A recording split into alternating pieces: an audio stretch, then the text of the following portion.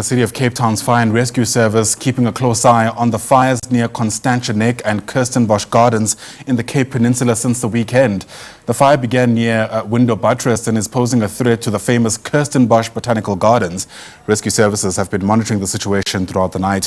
For an update, let's bring in the Cape Town's Fire and Rescue Service spokesperson, Jermaine Carelse, who joins us now via our telephone line. And Jermaine, thanks for your time and patience. Great once again to have you on the SABC. How bad are things looking this Monday morning? Good morning, Ayanda, and obviously to the viewers. Listen, it's looking much more favorable.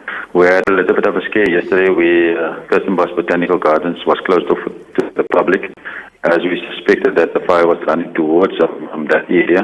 But luckily enough, major damages of concern would be outside the mountain, where crews from the National Parks, NCC, and the wildfire services were out there throughout the night. Others were congregated in Kirstenbosch, where they doused thatched roofs, because that was one of the biggest of some of the dark timbers just falls onto a thatched roof. It could cause major damages. Currently now, we are looking at there's a total blanket over Table Mountain itself, and that makes aerial craft obviously response difficult.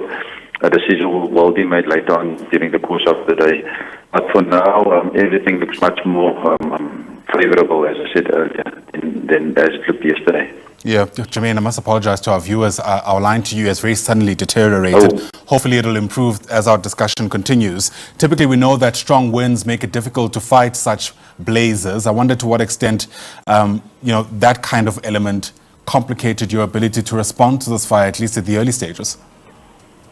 Yes, that was one of the concerns, but it was very high up on the mountain itself, so no property houses were damaged during that incident. And when at first light we had choppers up for about an hour or so, but the strong winds had to let them be grounded in after around about 8:30 in the morning. Yeah, our meteorologists are telling us that we should brace for a much warmer than usual winter season, which with much less rain. I wonder whether or not that has been factored in your own plans about how to prepare for the coming months. Yeah, obviously, City of Cape Town is in a very favorable condition when it comes to amount of fire stations, staff, and resources. So we are well stocked up for any eventuality that may occur. The only thing would be that our aerial support that is normally contracted from December up until the end of April will leave now as of the 1st of May, then it will go inland where you guys will have most of the fires up there as a result of all the lightning strikes. Safe to say then that Kirstenbosch will be operational, or is it a bit too early to tell still? No. I would think so, and I would hope so that Kirstenbosch would be open for the public again as from this morning.